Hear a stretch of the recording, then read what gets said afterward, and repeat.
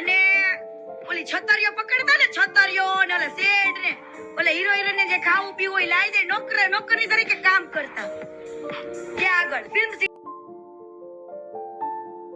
નમસ્કાર દર્શક મિત્રો, તમારું સ્વાગત છે અમારા YouTube ચેનલ શિવ સ્ટુડિયો ચોરાડમાં. અને આજે વાત કરવાની છે એક એવા વ્યક્તિની કે જે સોશિયલ મીડિયામાં છેલ્લા 4-5 દિવસથી એક વિરોધ થઈ રહ્યો છે અન્નપૂર્ણા તેલ અને ખજૂરભાઈનો. એના વિશેની આપણે વાત કરવાની છે. બન્યા રહેજો અમારા વિડીયોના અંત સુધી.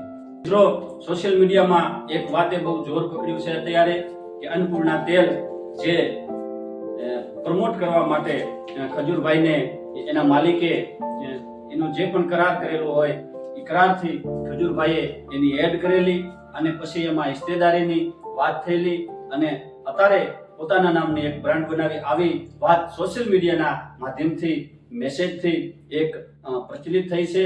આ વાતની અમારી ચેનલ કોઈ પુષ્ટિ કરતી નથી, પણ આપના શું મંતવ્યો છે અમારા કોમેન્ટ બોક્સમાં જણાવજો. લાખોનો જેને મસીહા કહેવાય, જેને નિરાધારોનો આધાર કહેવાય, બે ઘર કેટલાય લોકોને જેને ઘર બનાવી દીધા છે, આવો વ્યક્તિ શું ચીટર હોઈ શકે? શું છે આપનું મંતવ્ય તે અમારા કોમેન્ટ બોક્સમાં જણાવજો.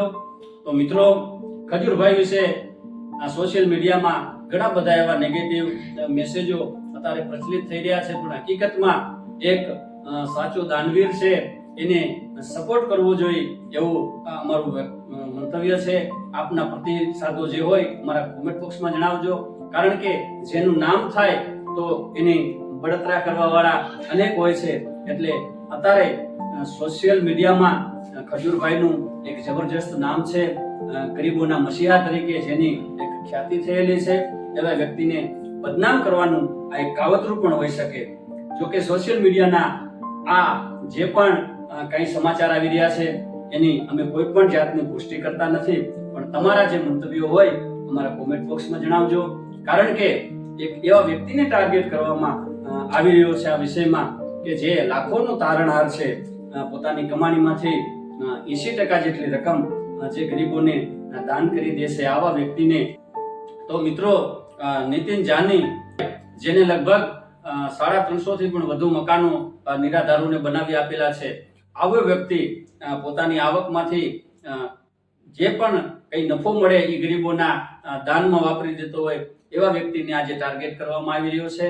અને આ જે પણ આ તેલનો જે મામલો હોય, અન્નપૂર્ણા તેલનો અને ખજૂરભાઈનો, એ વિશે અમારી કોઈ પુષ્ટિ નથી, પણ જે પણ મામલો હોય એમાં એક વાત ચોક્કસ છે કે આમાં જે પણ નફો થાય એ ગરીબોના કાર્યમાં નીતિનભાઈ વાપરે છે. તો આપણે બધાની ફરજ બને છે એને સપોર્ટ કરવાની.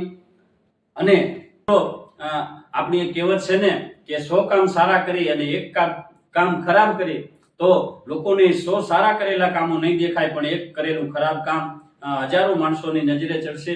એવું જ કંઈક આ બાબતમાં બન્યું હોય એવું અમારું માનવું છે. અને તેલ અને ખજૂરભાઈના વિવાદની સાથોસાથ કેટલાય સોશિયલ મીડિયામાં બીજા પણ વિડીયો મેસેજો ફોરવર્ડ થઈ રહ્યા છે, જેમાં ડાઇનિંગ ટેબલની વાત થઈ રહી છે અને સિરામિક્સ કંપનીની કંઈક એવી પણ વાત થઈ રહી છે. આવી બધી ઘણી બધી અફવાઓ અત્યારે સોશિયલ મીડિયામાં થઈ રહી છે, પણ હકીકત શું છે એને જાણવાનો પ્રયાસ કરજો અને પછી જ એના વિશે ઊંડાણમાં ઉતરજો. આપના જે પણ પ્રતિસાદો હોય, આપના જે પણ વિચારો હોય, આપના જે પણ મંતવ્યો હોય અમારા કોમેન્ટ બોક્સમાં જણાવજો. અમારી ચેનલને લાઈક કરજો, શેર કરજો અને સબસ્ક્રાઇબ